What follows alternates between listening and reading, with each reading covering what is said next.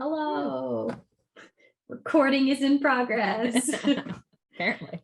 We're back again. So last week we did some more brainstorming for our project. If this is your first of these videos that you're watching, Erin and I are writing a book together, and we are doing all of it on camera so that you can see what it's like for two people to write a book together. Yeah. And this time we're going to try to start. We've done lots of brainstorming, talk about vibes, talk about characters we're picturing and, scenes that we would like to include. And this session, we're thinking about probably trying to get something more concrete down. So I think Maisie and I are both fans of Save the Cat. I think you actually have the official Save the Cat writes a book one or writes a novel. Yeah. I don't have that one. I just have the script ones. I'm curious. Good. Is it different? Yeah. Like, is it okay? Maybe Just I'll have to pick that up. Yeah. So we're gonna try to use that plot outline. It has a pretty good plot outline in there. Just for starting. Yeah. I always like, especially with the climax, I feel like writing the climax of a book is never something that comes super naturally to me. And I really like Save the Cat writes a novel's like breakdown of all the things to include in the climax. I really found the opening image mirroring the closing image, like how they lay that out to be really helpful. Like, oh, how is your protagonist changed from, what was that opening image in the end and now what's reflected at the end. Yeah. For sure. So I think we're going to do a little bit of a shorter video today. We'll see. We're going to just kind of take the things that we've already brainstormed and start kind of fitting them in. See how much we've actually got already in our heads, how much we have yet to figure out. Probably all of the fun and games will be absolutely blank until next week. That's usually it. I know, like, a lot of the time this happens to me where I will write stuff down, but there's still a lot of stuff in my head that I don't manage to get onto paper or even sometimes articulate. Like, I do this thing where I'll listen to music and picture scenes in my head, and often that doesn't make it down onto the page until like at this stage of things. So yeah, it'll be interesting to see if you have something similar where you're like, oh, I picture this, and I'm like, oh, that's smart. Like it's an evolving process, Yeah, for sure. So I'm gonna try sharing this screen, which is not something I've ever done in a Zoom recording before. So we will see if it works, and if it doesn't, we just won't share the screen. Simple as that.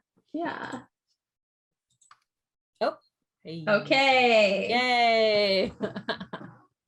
It works. Move my camera over here so I'm actually looking at you.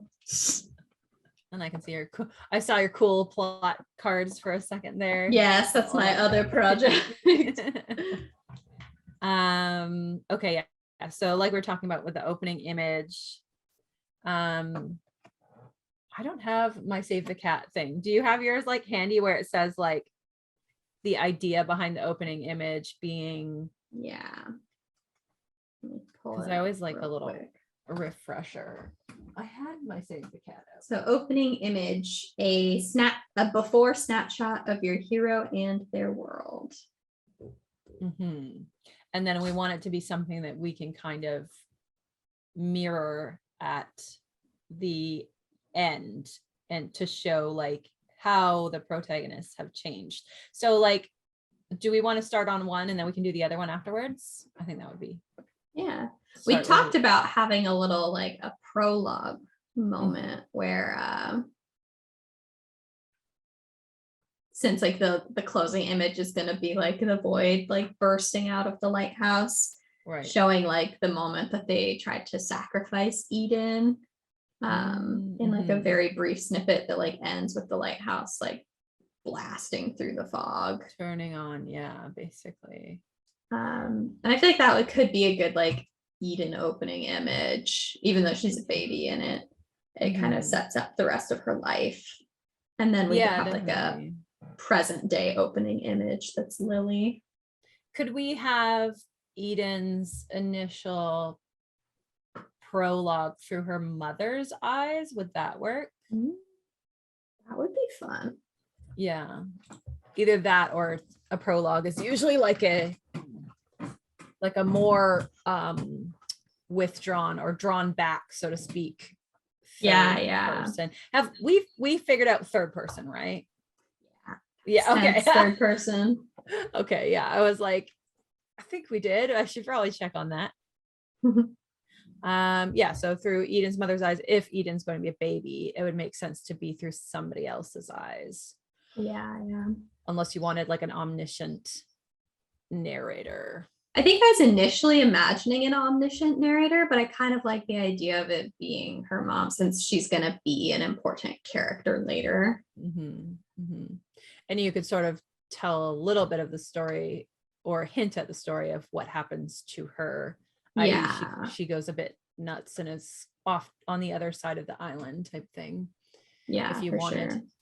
So do you want to do that and then so we could do a prologue with Eden and then also have an opening image for adult Eden as well? Yeah. Yeah. Well, I wonder if we like jump right from the prologue into Lily's POV. I think so. Yeah. Now I we think meet so. her, and then like we can get like a secondary opening image of like Eden today. But I don't think Eden today in like her first present day chapter is going to be that startlingly different from like what you would have guessed from the girl who was made an offering. She will have gotten what she wants. Yeah. Is her main difference at the end. So her closing image mirroring her opening image will just be that she has achieved what she wanted to achieve. Yeah. So for Lily, I'm picturing her opening image being sort of full of frustration and writer's block. I think that she should be at the point where she's thinking about going back to the island. Like she's reached the point where she's desperate enough to think about it. And Eden's letter pushes her over that edge. Because I really like the idea of, like this frustration and desperation, not just coming from her either in her writer's block, but like probably her editors calling her, your contract says this, you've already pushed the date back to such and such date. And then also maybe she's still having, I don't know if I would start, because I'm picturing already scenes where she's still, her first book is still really popular. And it's almost adding another element of stress and pressure to her because she knows she still has fans that are constantly asking her about book 2, like George R.R. Martin style. Because that would be tremendous pressure. But I don't know if I want the pushy fans to necessarily be in the very beginning opening image or not, or if it would just be like a scene of writer's block for the very opening image. I think you could even just allude to the fact that there are a lot of fans. Like she's like, I have writer's block so bad. I'm gonna open social media instead because I don't want to write. And there's just like 7,000 notifications. And she's like, you know what? No. That are all of like, where's book 2? You horrible person. Even if she just looks at like the red dot and she's like, I know what that is. No, you can't get me. Or even having, I don't know, like physical fan mail sent to her porch or something, or from her publisher, and she just knows all of it will be screaming at her to write book 2. Yeah. Something along those lines. Okay. Yeah, so just a place of frustration, and I'm picturing her being kind of like, I don't know if pent up is the right word, but blocked. Yeah, blocked being the right word for everything, for her life in general, because the closing image is basically her saying to Eden, like, no, let's fuck it all up. and like let everything out. Hence the lighthouse bursting with darkness, essentially, because it's like a state of flow versus her opening scene, which be very blocked up and frustrated and not going anywhere, essentially. Cool. I wonder if I've already just stated her theme. I don't know.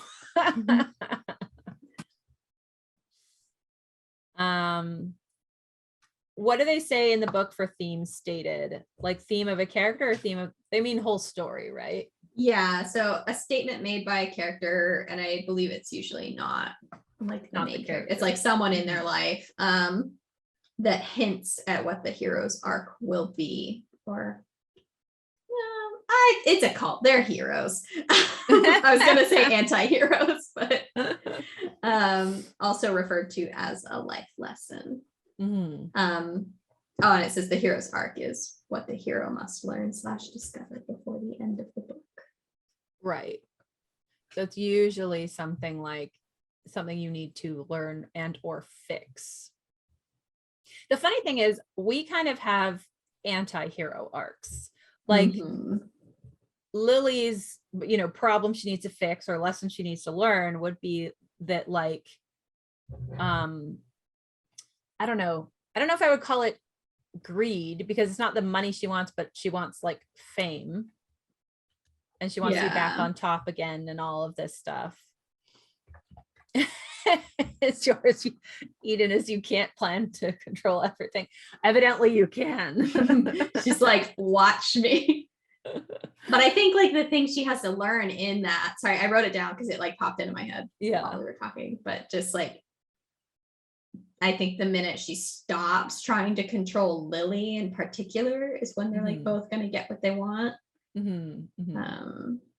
Yeah, because they're not good guys, so they're not necessarily going to have this amazing journey of growth, but they're going to find what works for them and that they can probably use it to their advantage in really shitty ways. They're going to make each other worse in a sexy way.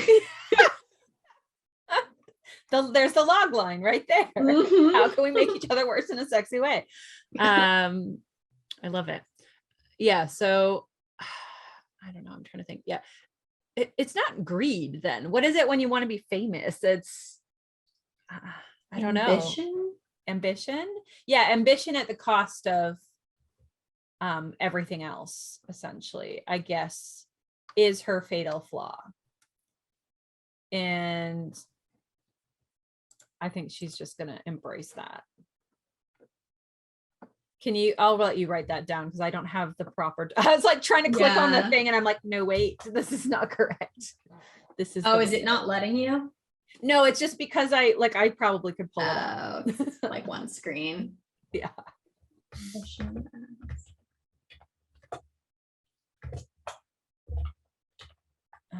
Yeah, sort of willing to do anything and hurt anyone to get that fame. Yeah. Perfect. Yeah, and the theme is always something inspiring, like I don't know, family or friends matter more than ambition and fame. Like that would be the theme of the story, but like we're not really, that's not where we're going with this story. Our story is like, oh, but my ambition is more, important to me. That's what I've decided on at the end of the story. I can see too, like the flip side of it being like, if they are like each other's exceptions to these things. So like if she doesn't leave the island, then she is in some regard relinquishing some element of that fame. Or if she chooses to live on the island, even if she can leave sometimes. Yeah, it depends. Like I have not really been picturing them post, final closing image of the lighthouse void. But I think she would not give up. Like she would stay on the island because she's like a void creature now too. Yay. But I think she would continue sending. I think she would send in better books. For sure. Yeah. she would maybe like there. I can't really picture a book 2 where she's like on her book tour as a void creature, but Exactly. That's what I mean. It's like, Yeah. oh, they aren't really inviting monsters on book tours yet. So maybe she's stuck on her island, but she's still writing insanely. She's just absolutely bonkers famous. Yeah, exactly. She's a recluse. And yeah, that's another book from a different perspective of someone who goes to try to visit their favorite author and finds out she's a horrifying void creature. It's her lit agent just trying to manage a monster. Her agent shows up and it's like, oh, this is why. Unlike your eyes, which are just smoke and vapor, your deadline is tangible. That's just the whole book is her trying to manage the void creature. I would read that so hard. You need to solidify so you can sign this contract. It can't just be a splat of ink, like whatever that dark gunk is. Oh man. Okay. I guess we should talk about the book we actually are going to write. Not the sequel. Yeah. Literary agent managing void creature. Okay. All right. So the catalyst is obviously for Lily, it's obvious. For Eden, It's also kind of obvious. it's obvious, yeah, it's Lily coming to the island, right? Yeah. Yeah. I guess what is the letter the final straw, or does like something else happen that she's think- like I'm doing it? It's a good question. I kind of wonder if there is something, because she's already thinking about it. And then I was thinking the letter would be like the final push she needs, but then at the same time, I almost do want there to be another thing that happens where she's like, okay, maybe even something as small as like her, someone she considers her nemesis putting a book out, or putting hitting the New York Times bestselling list or something. Something just gives her that, or I don't know, that adds another element to the story, but I don't know. Maybe she has like one idea for book 2, and then like a writer that knows her, that like she knew that was her idea. They like sell a book based on it, and she's like, fuck this. That would make her so angry. I think that's kind of a good idea. And then also you could really show her dark side where maybe she does something really shitty to the author before she leaves. Yeah. Maybe somebody that was in her writing group. Yeah. It just takes her story.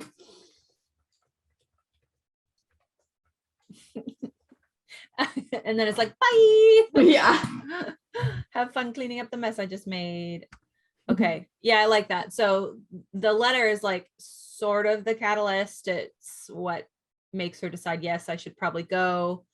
But then, because you always have that, like there's the catalyst, and then you always have that moment of like, should I go? Should I not go? Like, I guess, is that the break into 2 part where they're like, should I not go type thing?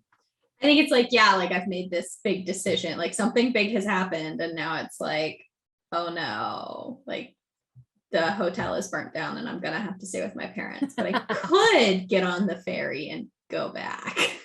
Right. Okay. Yeah.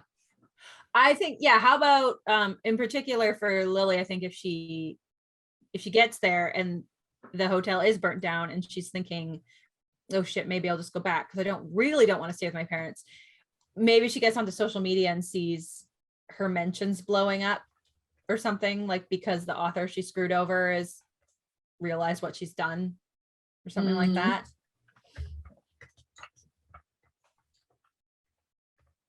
And then that would be really like she's burned her bridges kind of for a little bit.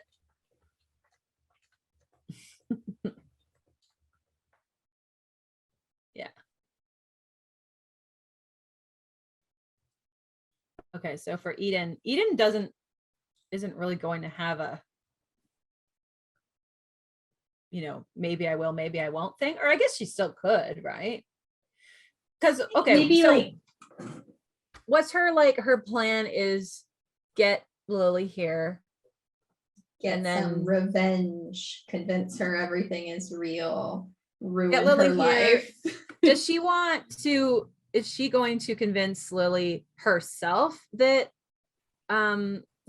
these demons you're so afraid of and that you've had to have years of therapy for, like, is she going to say it herself, or is she going to show? I'm assuming she's going to show Lily. Yeah, I think she wants to show it. She wants to show it, prove Lily's parents suck, take out her only friends on the island, then put the void in her so she can never abandon Eden again. Totally rational. A rational response to your Yes. girlfriend moving to another town. Yes, absolutely. Who wants to just eat ice cream and Mhm. watch sad movies when you can put the void in her? Kill her friends, ruin her life. Naturally. Yeah. Yeah. think- So sorry, go ahead. I wonder, because not all of this is obvious from the jump. I mean, I assume Lily kind of suspects when she gets the letter, like, oh, what does she want? Like, What's why her does she really- motivation? yeah, why does she Yeah. really want me to go? Because what's in the letter is essentially she's saying her parents are sick or something. Because like she had initially lied? Question mark. Did she lie in the letter? I can't remember what we said. Eden writes and puts on a big air of being wounded by the book, and then gives her one tidbit of like, your parents need you. Mm-hmm. So maybe,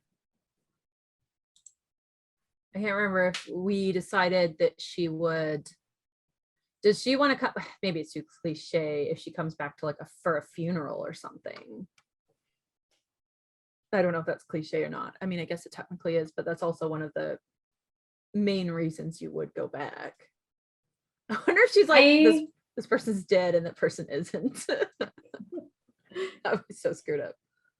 I wonder if like, so the catalyst and the break into two, maybe they're kind of blending together for Eden. And so it's like, there's like running into each other and actually having to speak after all these years and after this betrayal that we haven't actually come up with yet.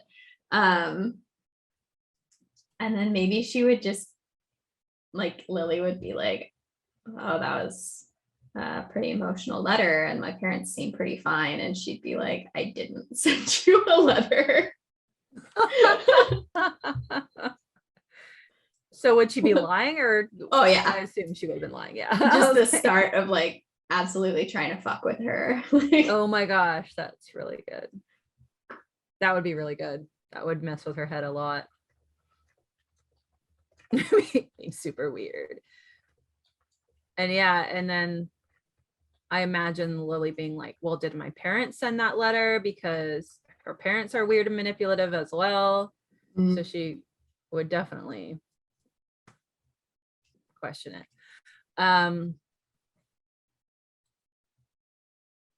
Yeah, so we don't technically need a, because the break into two part for her is usually a hero is called on a quest type thing. Hero says, well, maybe I shouldn't, and then there's that catalyst, right? That's like, your parents are dead, so you need to go with Obi-Wan Kenobi or whatever, right? Yeah. So Lily's is sort of the burnt hotel, and the burnt bridges back home, so she stays, and Lily doesn't really need that, or sorry, Eden doesn't really need that or have that, or what do you think? I think this is going to be tricky and I'll probably waffle on it a bunch, but I think maybe it's going to just be a lot less clear right off the bat what those things are. Like, you know, that she's like, oh, why was she like right there when Lily arrived? Why is she being super nice? Why is she like, maybe it like, she says she didn't send that letter, but then she like goes home and has a copy of it at her house or something. So it like clues in that like she has begun something. I don't know if that makes any sense. Yeah, no, I get what you mean. Oh, she like goes home and there's like matches in her room or something. So it's Oh, like, yeah. oh, she burnt down the thing. The hotel. Yeah, because she wants, part of the plan is to get Lily to stay with her parents. Yeah. Yeah. Can you read the break into two thing? Did you already read that? Yeah. I feel like I'm missing something. I set my book down and lost it. Hang on.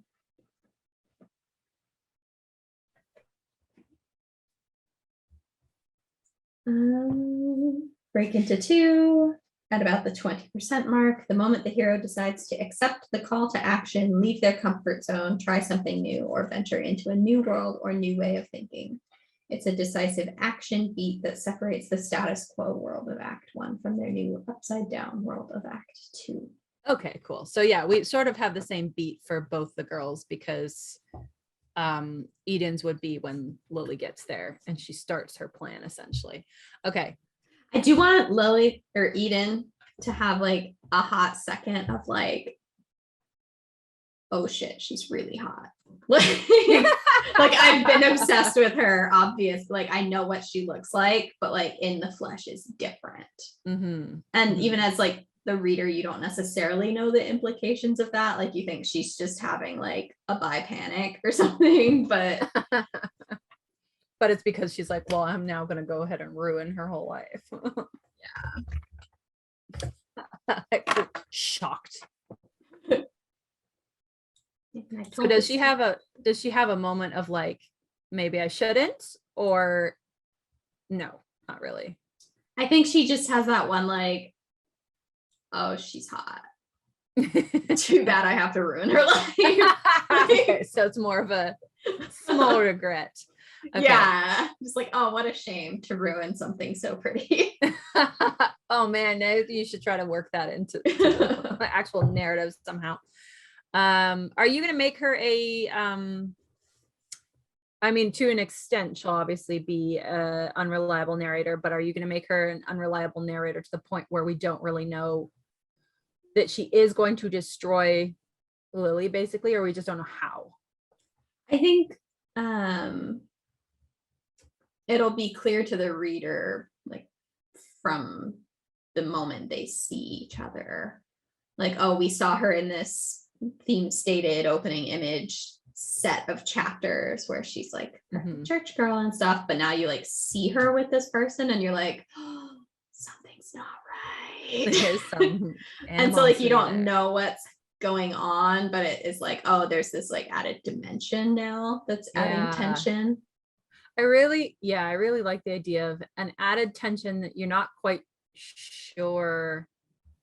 I think you'll know a little bit, like particularly I know from Lily's POV, because there's this thought, there's some kind of like deep betrayal that she thinks that Eden did. And I think sprinkling some of that into A, when she gets the letter, and B, when she first sees Lily, Eden. So we'll know a little bit from like her side of the story. So it'll be interesting. Yeah, I almost think you should also put in, like, if you can, like sprinkle in a bit of like Eden's, there's something off about Eden, like not just that she has animosity towards Lily, but something off about her in a way that she's spooky, even in the way she like thinks and speaks and holds herself. Like, yeah. So I imagine her, I think last week I described her as like mild mannered to the point of being infuriating. Right. And I think about like that very like churchy passive aggression. The like stereotypically churchy passive aggression. Would her narrative, like internal monologue and dialogue and stuff, also have that, or would it be mostly what she's? I think it would have like a sharp toothed version of it. Okay. Like, yeah. You could also, I'm thinking about how in Shatter Me, Tahar Mafi, kind of like the narrative changes. Yeah. Like it's choppy and short and then it smooths out. Yeah, like as she falls in love. Yeah. So you could have something like that where she uses like more flowery religious type of narrative, and then as you go along and her true nature comes out, it gets choppier, shorter, more, you know, like you said, it has teeth more than before. Yeah. Like playing with something like that. So we get, because I want, like, I would love to read Eden's POV and feel like slightly off balance. Like there's something wrong with her, but I don't know what it is, you know, because she's a void creature. So something wrong there, right? So I think obviously the first fun and games is like the first Nightfall. Yes. So excited. Which is like obviously best show. We had the whole, I guess, you know what, it's so funny because I was complaining about the fun and games being difficult, but like we kind of mapped out a whole bunch of fun and games stuff already. That was what we were excited about, because we said that there needed to be like a foghorn, like a super creepy foghorn. So maybe write that in the fun and games, because like Lily psychs herself out for this foghorn noise that's haunted her all her life. I already am like putting together a playlist, like part of what we have for our music playlist, and then just like some other things that aren't actually related to the theme, but like stuff that she has headphones on all the time at night, because she has this like PTSD reaction to the idea that she would even hear that foghorn, because it means night is coming. Did we say that there would be like a thick fog every night? Or I think so, yeah. Okay. So say there's a thick fog every night, and the foghorn sounding means that it's coming, essentially. Sort of like a definite Silent Hill vibes, but like a little tamer. Yeah. And then for the fun and games, I definitely think it would be like a lot of Lily saying all of these things happening are the winds, is a cat out in the street, is my parents' dog, like hearing and seeing a bunch of stuff that she remembers from her childhood as being terrifying, and then trying to convince herself it's not. Yeah. And so I think we also have to decide for Eden how much of it is her doing. I think most of it. I think the fog is her. I think anything else is maybe the cult, except for like occasionally when the demons actually do get through. Yeah, I think we need to talk about demons getting through, and if the demons are part of Eden, or are they just something that comes in when Eden's doing her void thing? Or I don't think, at least at the beginning, that they are anything that's under her control. Okay. I'm not passionate about that, so if you think it should be different, let me know. Well, I know that you wanted her to be like, I'm out of control, oh no, and have it not actually be true. Like, so maybe at one point, because I think for the fun and game is like a good solid chunk of the novel. So for the first half, I feel like we could really have this, you know, increasing tension where we see Lily being essentially tormented, repeatedly trying to say, it's nothing. My therapist said this. I'm doing these cognitive behavior exercises. Demons aren't real, until she does find out they are real. And then at that point, Eden can say, it's not my fault. I'm out of control, even though she's not. Right. Yeah. And maybe even something like, I called you here because I didn't know who else would believe me. I need help. Like some sob story, you know? Yeah. And then, JK, I'm going to murder you. So we'll have the Lily chapter of like the first foghorn, and it's this like really like big thing. I'm imagining a long chapter probably. Yeah. Her like feeling all these traumas. I want the Eden chapter right after it to just be like so short, and she's just like out there dancing in the dark all by herself. Like dancing in the streets. Yes, this just like, is this charming or unhinged? I love it. Yeah, because like, and also I think that will be a great scene with Eden to show exactly what the streets are like after dark. Like it's dark, it's foggy, it's a creeping fishing town, and nobody else is in the streets. Yeah, because there's like a curfew. Mhm. And she's the one who breaks it essentially. And I want it to be a like peek at the more like feral side of her. Like, oh, like this was not at all what you seemed like in every scene up to this point. Right. That will be you want that to be the midpoint essentially. No, I want that to be the opening of her fun and games. Okay. So like the foghorn happens and then you see her out there just cutting loose in the fog, just like dancing, screaming, like whatever she wants to do, because like people are going to think it's demons and they're not going to think it's her. And now we've had what, like at least 4 chapters, 5 chapters in which she has seemed like so timid, prim and proper and right all of this stuff. I think we could, so I think the funny thing is I think we're going to be able to pretty easily flesh out the fun and games. So do you want to bop over to the midpoint and figure out what we're going to do? Because midpoint is really like a turning point, right? Like, yeah, we talked about finding the shrine and then making out over the shrine. Oh yeah. Okay, I kind of like this idea because I was going to say initially like, oh, well, do we want that? Because at that point they're making out. But I kind of like the idea of them still trying to kill each other and also making out in between trying to kill each other. Okay, yeah, cool. Like this doesn't change anything. Yes, but we might as well have a good time. So yeah, let's do midpoint as in Lily finds the shrine. Yeah, because that would open up. So yeah, because midpoint is supposed to be like a holy shit revelation, sorry, where you figure something out that changes everything. And so Lily finding this shrine, she realizes Eden is not out of control. She brought me here deliberately and she has a plan. So that would be a huge revelation and perfect for midpoint, I feel like. Yeah. I'm gonna change this week because there's 2 of us writing this. If I was the only person writing this, I would write we make out. They make out. They make out.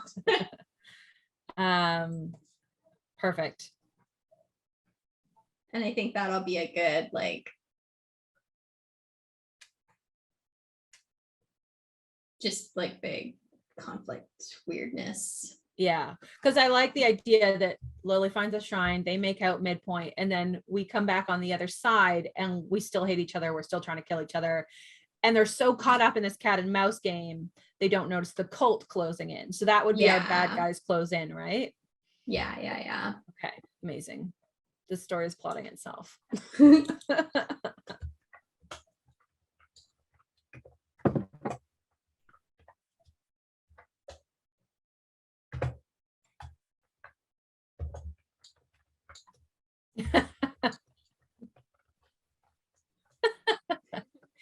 Oh, I mean, this is going back, but you should definitely put a thing in the fun and games where we need the sleep paralysis. Yeah.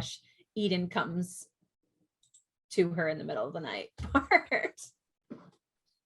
Eden is sleep paralysis demon. I also really like the idea of Eden kind of like looking in her windows and shit, and she doesn't like Lily doesn't see who it is, so she just there's just like a pale face looking through her window because that would scare the shit out of her. What if like, so we already know that Eden is gonna kill one of Lily's friends. What about her parents? Would she care about her parents being dead? I think she would, to the point where like she doesn't like her parents, but she like to see them horrifyingly murdered would be she'd be like, hey, that's my backstory. Pretty much. I think that Lily is very cold and analytical and like in it for the money and fame, and she hates her parents. But I still think if she walked into her kitchen and her dad is disemboweled on the kitchen table, she's gonna have an issue, right? Okay, so so what if Lily finds the shrine, they make out, and then she gets home and her parents are dead? Oh my God. She'd be like, were you making out with me like covered in my parents' blood. Like, oh my God. She'd be like, that depends. Are you into it? Jesus Christ. Write it down. Amazing. Over here. So good. It's horrifying. Okay, y'all, we're horror writers. We're allowed to say stuff like this. All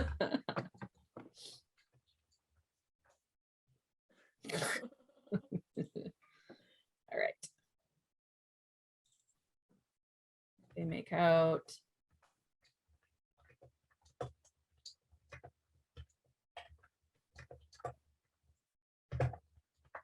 Oops. That's great. My plotting is very chaotic. It's great. I love it. Okay, do you want to just bop over to the bad guys close in? Yeah. And then just make it that's because I feel like I don't know what the cult has been doing in the background up until now, but after Eden kills 2 of their very active members, Lily's parents, I feel like that's a really good repercussions. The cult being like, excuse us, you just killed gruesomely 2 of our members. And obviously Eden's been acting up all week or all month or whatever. In all the fun and games, she's having a little too much fun Exactly. with her games. Exactly. So yeah, so we can I don't know what their plan is, but that's a perfect time for the cult to decide to do something. Disciplinary council. Yeah. But like, so do you want the cult to pull Eden in for a disciplinary council type thing, or are they going to do like plan and try to execute something in secret? I think someone would try to talk to her first. Okay. Right. Because she's always been perfect mascot in their eyes. Mm-hmm. So I think it would be like someone would be like, we know it's you have to stop. And she would be like, no, it's not. Like almost in an echo of what she did to Lily at the beginning. Like, I didn't send you that letter.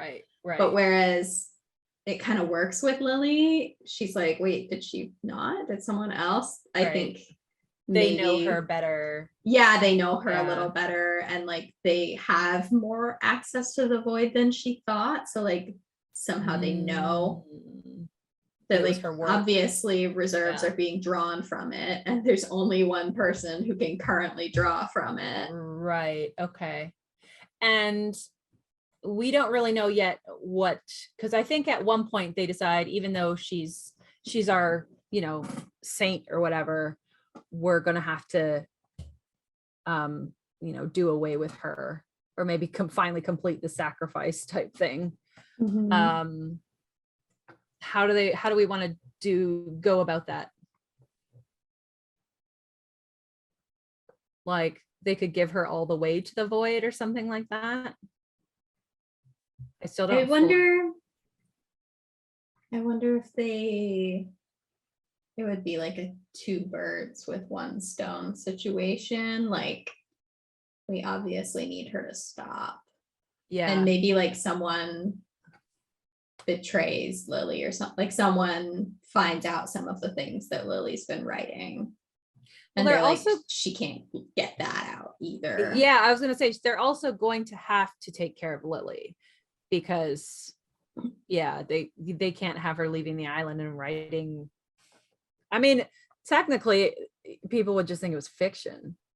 So, but I still don't think they would want her to like leak their secrets. So they would probably want to take care of her too. And we haven't really discussed the like machinations of the cult very much. Not yet. But I would imagine that there's like inner workings going on, secret ceremonies, inner circles, like all of that stuff that she wouldn't necessarily have known about when she left as a teenager. That like if she has learned more about those things now, like if she has learned more details about the sacrifice, she's learned about some spooky ritual that they do. She's learned that they're faking some of these miracles where people are being spared from demons. Those would all be things that they're like, well, we let this all slide before, but it's starting to get so specific that someone's going to realize it's us. Right. Yeah.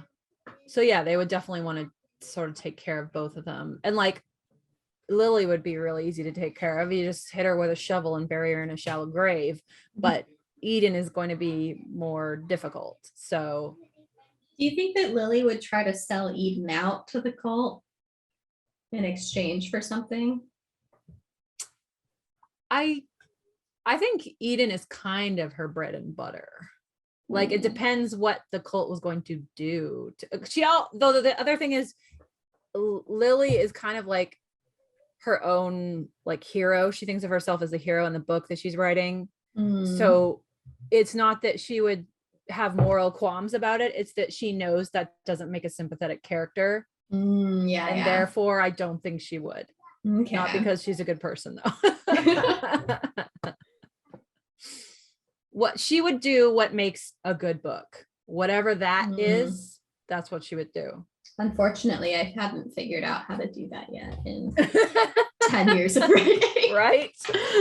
I guess we have to sort of figure out what kind of things the cult has been up to, A, and B, what would be at their disposal in order to get rid of Eden the most effectively. What do they have to do with the void? Like they just monitor it? Are you thinking? I can't remember if we had notes about that or not. Yeah. I still like the void to me is still in the fuzzy stages of not knowing exactly how it works. Yeah.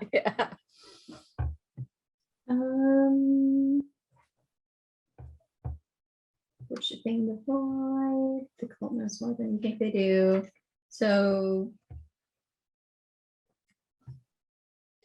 they tap the void like sap from a tree is something I have written down.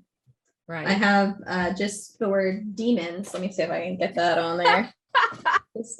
Perfect. Demons. That's all we need to know. Okay, so they're not only monitoring it then, but they're also using it for something.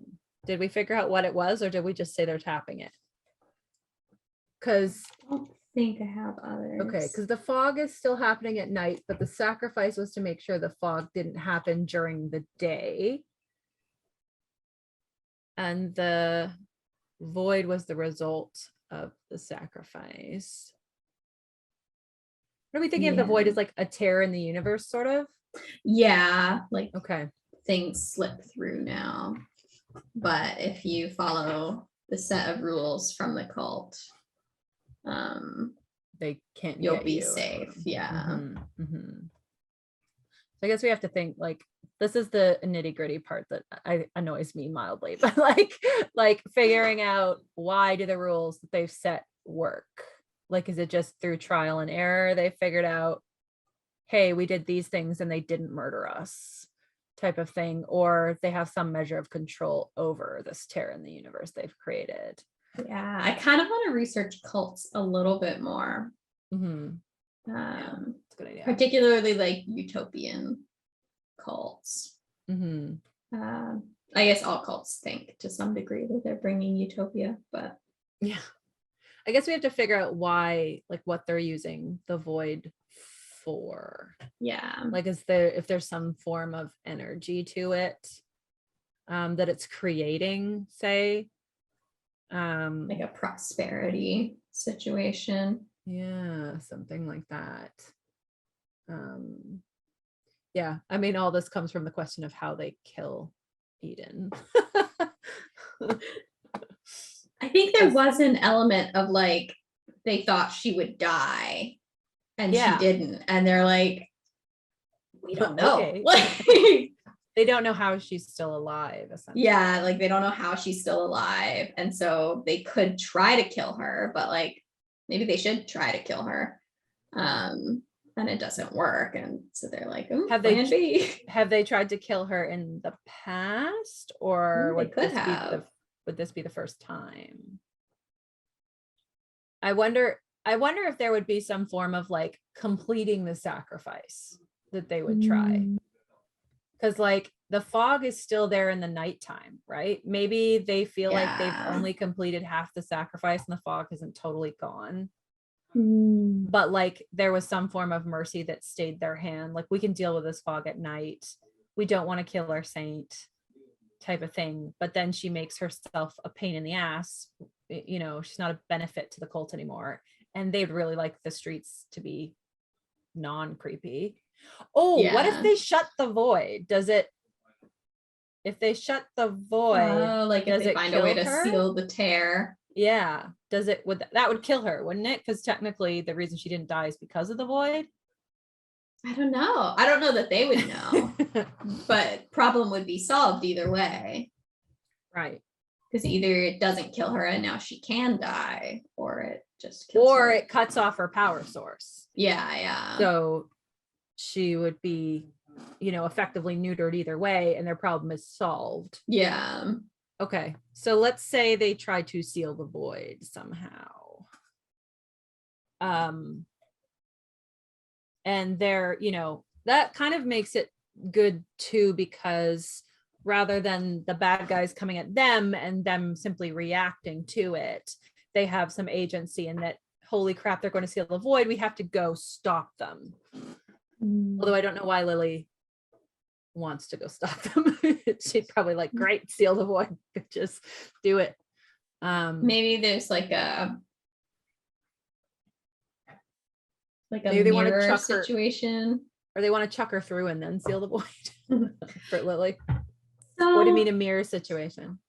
I could be just really showing my butt right now about how much I actually know about lighthouses, but some of them, don't they have like mirrors behind the light? I think so. Yeah, I think so. The old ones did anyways. And so if there's some sort of like metaphor there, and it's like, oh, it's like a twin sacrifice. So if we give it one more, the lighthouse will like have full reign. That's kind of a good idea. Yeah, what if like when they first did it, they did it wrong technically? Like there was a ceremony they were supposed to do, and for some reason, maybe they didn't get the full information, maybe it wasn't translated properly. They did it incorrectly, or they did it halfway. And then I don't know, maybe so later, at a later date, they figure out we've done it halfway, but she's their saint by that time, so they're not going to kill her. Yeah. So they just content themselves with the only scary at night thing. And scary at night is beneficial to a cult. True. Yeah. You can control people a lot with scary at night. So they sort of take it and say, well, you know what, it's fine, we'll leave it until this happens, and then they essentially be a do-over. They try their sacrifice again. Yeah, I like that idea. If you like it, I like it. Yeah, I think I like it. We can let it simmer a little more. Yeah, I like the idea of the mirror lighthouse and then kind of like a symbolic mirror sacrifice as well. That's good. Because maybe when we think about like the way that a mirror works in the lighthouse, we can probably make it sound really smart or something. Yeah. I wrote down in my notes, research lighthouses more. Cults too. We're like, because a mirror works this way in a lighthouse, and people will be like, no, it doesn't. If you're watching this right now, just know that we're recording this in April. So we will have researched lighthouses more by the time we write it down. We're going to make sure we are actually correct. But yeah, because like, say it reflects the light, if they have to do a symbolic sacrifice where they have to amplify the source of their sacrifice or something along those lines. Yeah, maybe one sacrifice amplifies the other somehow. I don't fully know how that would work, but deep symbolic shit like that. Maybe like the research lighthouses more, but maybe the result would be some sort of weird spinning effect where they're both just spinning between dimensions. Interesting. Well, lighthouses go kind of like light and then dark, depending on what side you're on. Yeah. So like, yeah. Yeah, there's something to that. There's something there. There's something there. We just need to sit down and A, research lighthouses, and B, think about that more so that we actually sound smart when we when we sit down and write it. But yeah, that's the writing process. Yes, yeah, exactly. How do I make myself not sound like an idiot? Yeah. Okay. I think there's something here. How do I make it sound clever and like actually I smart. knew it all along? Yeah, exactly. Okay. So, and I think for the like basic stuff like all is lost, it would be like one or both of them, you know, is had by the cult. I actually kind of like the idea that one of them is taken by the cult. Like, I feel like maybe Eden is taken by the cult and Lily's like, well, I could fuck off and leave this island and leave this whole thing behind. But by then she's so like entangled in this thing with Eden that she would, because I think it was the other way around. Eden would obviously go back for her because she's like, I brought you to this island and you're like my obsession. But having Lily go back for her means like, oh, she's in it for good now, you know? I want to think about this a little more, maybe like if we can find a way to mirror the original betrayal where it's like kind of both of them are having these options. She's like, well, you know, like, yeah, I kind of have figured out they're going to try and kill Lily. I like, yeah, would, you know, life ruined. Particularly if they have this scene. I don't know. Oh, what if we have a scene where both can happen? Like I don't know if this, like, I'm going to talk through this here. What if the cult gives Lily an option to take a boat and leave? But they've rigged it in a way that it sinks halfway. It's going to sink over the trench. Yes. So that takes care of her. And they think she's so selfish that and she's done it before. So she's going to leave her friend to die. She's definitely going to take the boat and drown, and then we'll take care of her. And then that's kind of a repetition of that original, do I leave her behind?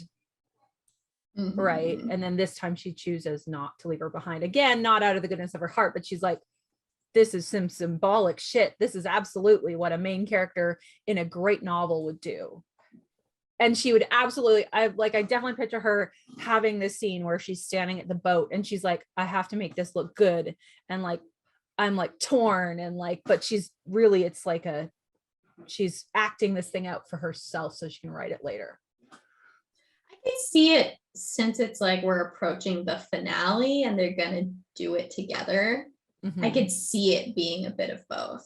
Like, yeah, this is what the hero would do, but I don't know that I'll come out of this alive and I don't really want to die. But then having that second kick of like, no, you know what? But she also I want to mess everything up and I want to also get the girl. Like, yeah, because I think you're right about what you said earlier. They both have these like fatal flaws, but the other is the exception to the rule. Yeah. So she definitely would have the thought of like, this is what the hero would do, but also would then right away think about Eden after that and be like, well, this is why I'm really doing it. So yeah, definitely agree. And so like at the beginning of the book, that blind spot, I guess, wouldn't really be as much of a problem. Like, yeah, I'll toss her off the top of the lighthouse if I need to get something done. If I want her legs broken because she'll be sadder with broken legs or something like, or even for a great finale. Like, I love the idea of like her, like Lily going through ideas for what the climax / finale would be when they're having that cat and mouse game and being like, I could toss her off the top of this lighthouse right now. And and watch her go vanish in the ocean. And that would be a great closing to the book, to the climax. Like she would definitely have thoughts like that as well. Maybe she should try it once. And it just doesn't work. Yeah. That's a good idea. She just legitimately tries to. Would we do it so that she does succeed and then Eden just like walks back into town because she's the void and you can't kill her very well? Or would you have it that they fight on the top? No, I would have her actually like throw her off the top and just be like, I can't die. I don't know what you thought was going to happen there. I kind of like the idea too of like, that would be really shocking from Lily's point of view. If she's like, I killed her, and then she'd walk back in town and she's just like waiting for her at her parents' house or something, or she just in town again. Like she like, she like throws her off the lighthouse and like Eden plays dead for a bit. And then Lily's all like, I'm safe. I killed the demon. Like demons aren't real. The only demonic thing was her. And so she doesn't do like any protections on the house or anything. She's like, I'm super safe now. Yeah. And Eden just like walks in. She's like, you're not even gonna try and keep me out. Yeah, I really like that idea. I also really love the idea of like during this cat and mouse thing that like they have quiet moments too, because like obviously they've have the point where they're going to make out, but then also like, hey, we're a bit tired, we're going to sit and talk for a little like bit. Crawls into bed and spoons her. It's like, I forgive you for trying to kill me. We should do that. That's funny, but also I'm serious, you should write that down. Because that's kind of amazing. Like they're both just soaking wet and tied and in bed spooning. She's like, you tried to kill me. Yes. Why didn't it work? I thought you were smart enough to know that wouldn't work. That reminds me, and I will never know if it's from a movie or a song or what, but it's like the quote that's like, good morning, I see my assassins have failed. Like that has that kind of vibes. Just like, you tried to kill me, so now you have to make breakfast. I was gonna say, you tried to kill me. I'm like, what do you eat for breakfast? How do you like your eggs? Yeah. That's amazing. And I actually really like the idea too of that being like a weirdly like tender moment, almost like they're in the bed and at first she's like, holy shit, why are you not dead? And then they're both just so tired that they could talk about like, do you remember when we did this as kids? Or like yeah. So that so there's a bit like the feelings warm up a little bit. And then it's back to killing each other the next day, basically. Yeah. So like Lily wakes up and she's gone in the morning and Lily's like, was that a dream? Like just happened. But then there's like sand. There's like blood on the wall. That's like not a dream. I was just gonna say sand in her bed, but blood message on the wall in blood is less subtle. Or she like draws it on the mirror so that it'll show up after she showers. Good morning in blood on the mirror. Morning, baby. That's so screwed up. I love horror. And you're gonna have little funny bits in, which is so like, I don't usually do that, so it's good though. I like to have some levity, particularly in this where it's like this cat and mouse game where they have quiet moments, and then there's definitely room for like a little bit of humor here and there. Yeah, because they like hate each other basically the whole time, but it is like also a romance. Yes, 100%. I really like the idea too if they are like doing a little bit of spooning / bonding, and then she like right before she falls asleep, Eden's like, I'm still gonna kill you type of thing. Just like, if I threw you off the lighthouse, you would not survive. You would not walk back into town after that. Lucky she's like for stroking you, her I hair. don't want to do that. She's like stroking her hair while she's like, you would be dead and broken on the rocks. Lucky for you, I have something worse in mind. I'm gonna torment you a lot more before that happens. I really like the idea of these like murderous / tender moments, and then rinse repeat, and then by the time we get to all is lost, where if we want to do like Lily needs to rescue Eden or Eden needs to rescue Lily, whatever it is, there is this like, no one kills her but me Yeah.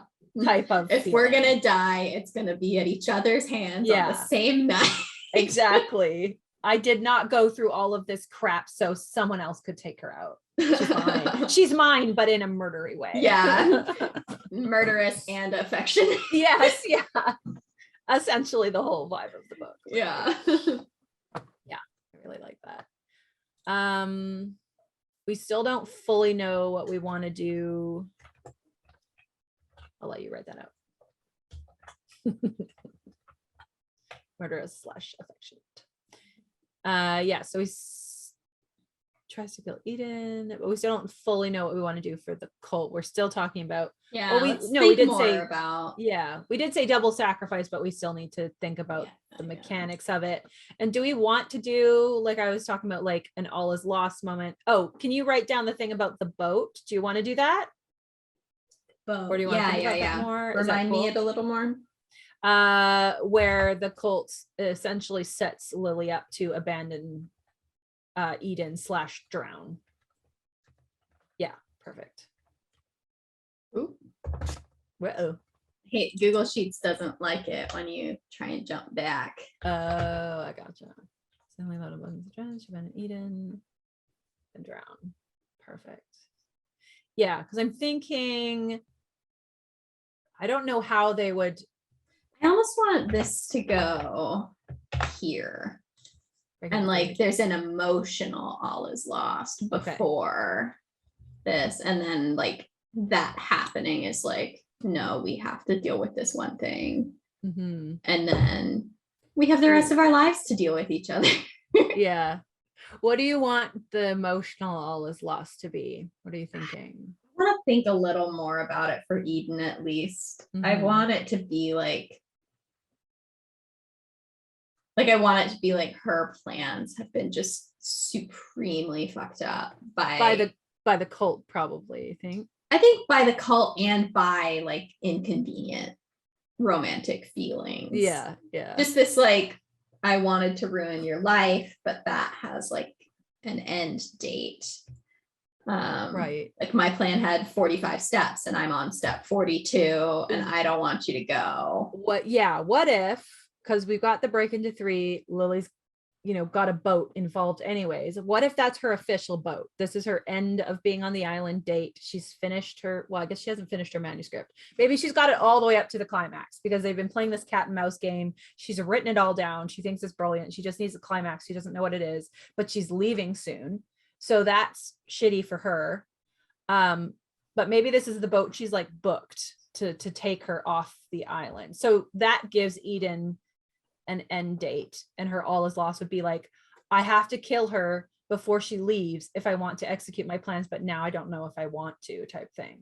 Yes, I don't think she ever wanted to kill her. Or put the void in her. Thing. Mm-hmm. So that would give us a timeline, like a time is running out feel. For that. I almost want it to be like, because I think Eden likes herself with the void in her. I think she thinks she's very cool. She's like, aren't I so quirky? I have the void in me. And so I imagine she would think that like that would just like bind them together, but not necessarily make her worse in a way that Eden wouldn't like. Mm-hmm. Okay, I want it to be this like double betrayal of like the cult she's realized is working against her, but then also they have some sort of like relationship fight. Like, okay, what if Lily has what if Lily is going to leave? If she's just like, I've finished enough of my book, I have a deadline, I need to leave. And to Eden it would be like, did all of this mean nothing to you, type of thing. Or is that too subtle? No, I think it's on the right track for sure. Mm-hmm. Like if Lily is like, my boat's coming, I'm leaving you type of thing. Or even like, because Ethan could just be like, oh, cool, you told me when you're leaving. I'll just put the void in you before. But if there is an element of like, I talked to them, even if you put the void in me, I'm getting away from you. So she would talk to the cult about, even if it wasn't true, like even if it was a total lie. Oh yeah, maybe the cult says to Eden that she's come to us type of thing. We've booked her a boat. We're getting her off the island and away from you. Yeah. She wants to get away from you. She doesn't want anything to do with you. Yeah. Type of thing. Yeah. And then they have booked her a boat, but I don't know how they've manipulated the situation somehow to get her off the island and onto the sinking boat. I'm not sure how yet, but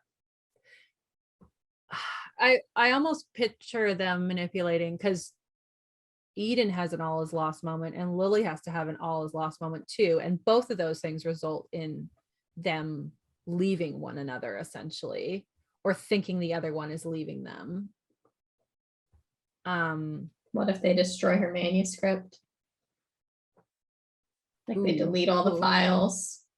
And so she'd still have the story in her head, but it would just be this like awful thing. That would be awful. But I think Eden is the one exception, and like a bigger betrayal would be something to do with her. Because I think if she did it. Yeah, that's true. Yeah. Or if like it would have to be something really big. If like killing her parents wasn't the deal breaker. You deleted my manuscript. That was the last straw, not my dead parents. You killed my parents, but I draw the line at deleting my Word document. I do think that could definitely be something that she also does, or also thinks she does, but I definitely think it should be something to do with Eden in particular, but I don't know what.